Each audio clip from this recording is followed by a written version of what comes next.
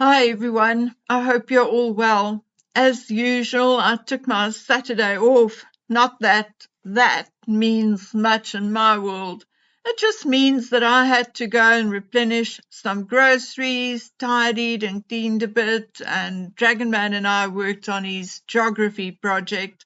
Oh, and I planted a tree. No lying in bed reading a book or watching movies. Maybe in 5 years. Anywho, my last video caused a bit of a stir, both on the positive as well as on the negative side, and for those who were a little ticked off by what I implied in my video, I repeatedly said, I don't know anything for a fact, but something is not balancing the scales. Could it be that King Charles is paying Netflix's Ted Sarandos to keep Harry and Meghan going? It could be. Even if he was or is angry at Harry, he could still be trying to prevent Harry and Meghan from going completely bust, as it would or could or may make things worse. The fact that Ted Sarandos was even nominated for an OBE is indeed suspicious. Had he been the founder or, say, creative director, maybe, but he is co-CEO. I mean, he's like a third-in-command business manager. So there's that. But many have suggested World Economic Forum links, and we also know that Tyler Perry, for instance, had been making movies and series for Netflix from his studios in Atlanta, Georgia. So, I mean, who knows? Maybe Tyler struck a deal with Netflix on behalf of Meghan and Harry. I mean, only 2 days ago, I got an email notification of Tyler Perry's upcoming Netflix original drama, Beauty in Black, which was indeed written, directed, and produced for Netflix by Tyler Perry. Then before that, there was something called Mea Culpa and quite a few others. Tyler Perry's contribution to Netflix is indeed huge, much larger than I thought or even knew about until I went and looked it up now. So there's no dismissing Tyler Perry's influence. I mean, you can go and have a quick look at his IMDb page and have a look for yourselves. So you know what? If it was entirely just up to me, I would have chosen the easy solution and answer and said, oh, 100% Tyler Perry is behind them. He is, after all, Lily's godfather. But over the last, I think 2 to 3 weeks, I've been hearing some serious rumblings from the United Kingdom and the vicinity of the monarchy in particular. We know that the recent elections and the riots following the tragic death of 3 beautiful young children has turned Britain on its head for a while. And maybe that is why there is, once again, a surge of, shall we call it, bitterness against the monarch. I don't know how to explain it, but there's definitely some kind of disturbance in the general atmosphere, and that is to put it mildly. And maybe that is why certain questions are being asked again. Last time some of these questions were asked, Charles was still Prince Charles, and his office could just shrug it off and say that the final decision rests with the Queen. Now the Queen is no longer there, and Charles's office cannot use that excuse. The buck now stops with him. And the most perplexing and concerning for all is that very little has actually come from him or then his office, and a lot of what is being talked about and discussed is indeed shrouded in secrecy. And I'm also told that this causes, in particular, a major headache for Kensington Palace, or then the office of the Prince and Princess of Wales. I'm also told that it had been anything but smooth sailing since Charles became king, and that his illness and forced time off actually almost came as a relief, or let's rather call it a welcome breather, okay, for courtiers. It also provided a new excuse, albeit a legitimate one, namely that the king is undergoing treatment and they need a little bit of time, blah, blah, blah. Okay, now I know I'm rambling a little trying to work through my thoughts. The short version is that number one, something is not quite right behind the scenes, and number two, it is extremely difficult, almost impossible, to get any sense even of what it could be. But Buckingham Palace is not a happy place, and now with the royals on leave, there is a lot of contemplation and evaluation going on. Now, this is purely an interlude, so that you know that a bookworm is not the only one concerned, not the only one giving a side eye, and not the only one wondering what the heck is going on. The royals have indeed been playing games, have withheld information, and even lied to the public for hundreds of years. That is nothing new. But whatever this is different. I think after my last video, the question remains whether any of the discord, any of the uneasiness has anything to do with Harry and Meghan or not. We all know, or hopefully we do, that the world does not revolve around Harry and Meghan, and neither does the monarchy really. But from what I hear and what I'm reading between the lines, the so-called rift between Harry and Meghan and the rest of the family is not the only rift. Since a massive family shake-up in, I think it was October 2021, which was so bad that the very mild Prince Edward and Lady Louise did not even go to Windsor to ride their horses and buggy for months, and nothing has quite been the same since, or again.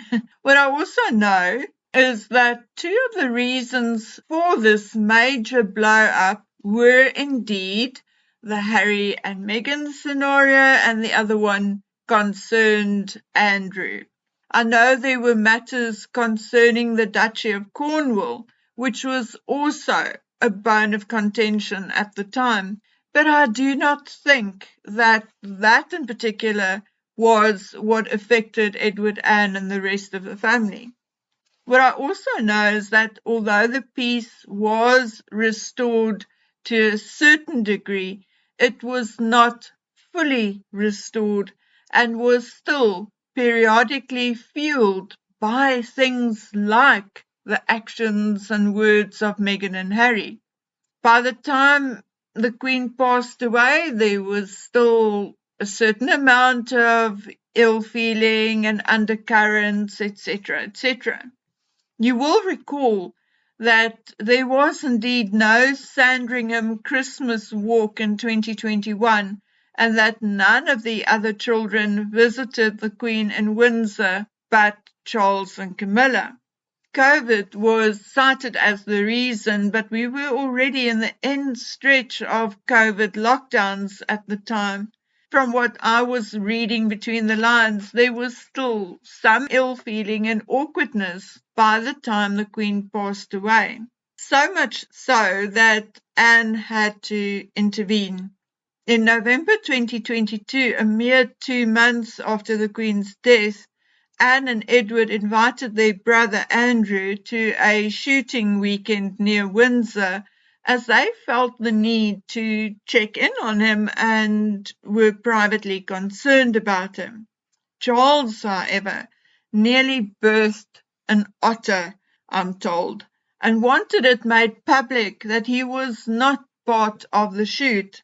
Of course, that was ridiculous, as it was a private family and friends get-together, and if King Charles really did not insist that it should be made known that he wasn't part of it, no one would have known about it anyway.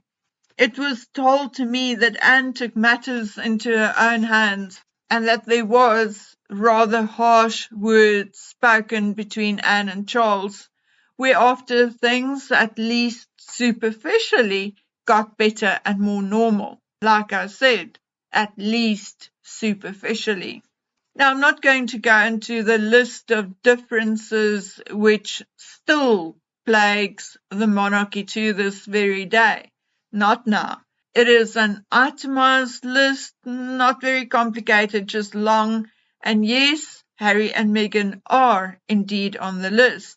It is my understanding that all the senior members of the royal family and most of the not so senior members feel that something should be done to solve the Harry and Meghan issue, but that King Charles is steadfast in the fact that he is not going to do anything. Even the previous government attempted to help him by changing legislation which would have enabled him to strip honorary and titles other than the royal titles as well. But King Charles vetoed it. He did not want it. So now we have come full circle to where we started.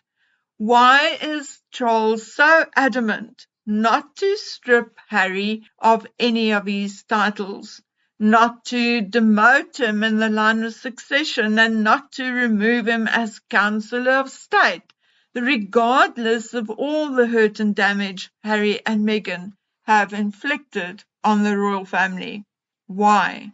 The word blackmail has been thrown about, and yes, it is not impossible that Harry and Meghan may have something they are holding over King Charles's head. Harry, he walked the halls of every palace, had access to every office, and of course he knows things, saw things, and heard things which we will never ever be privy to unless someone like Harry spills it. That kind of scenario is almost a given. But is that really what is happening? Does Harry really have the balls to go to dear old dad and say, "Hey, Pa, if you don't give me a cool million, I'll tell the world you pick your nose"? Something like that. I don't know, you guys. It just does not feel right, although it is not impossible.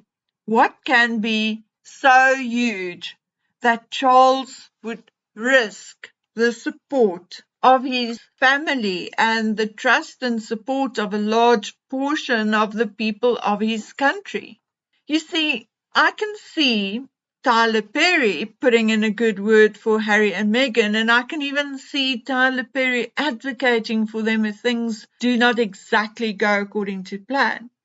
But if it really does not work out, then I can't see him paying, say, Netflix for substandard work. I think he instead would remain forgiving and supportive on a different level, privately, but will not mix friendship and business to that particular level. So if someone is influencing Netflix and or Ted Sarandos, who could it be? Who is so powerful, so rich?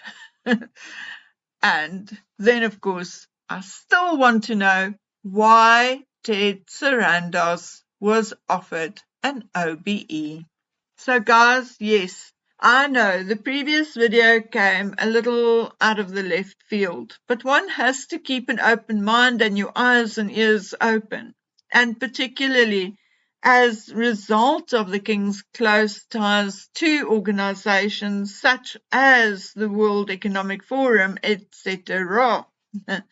Now, I read and I analyze things the king say, like, for instance, his most recent statement about the riots. Now, opposite from what most others say, I am of the opinion that as head of state, he had to say something.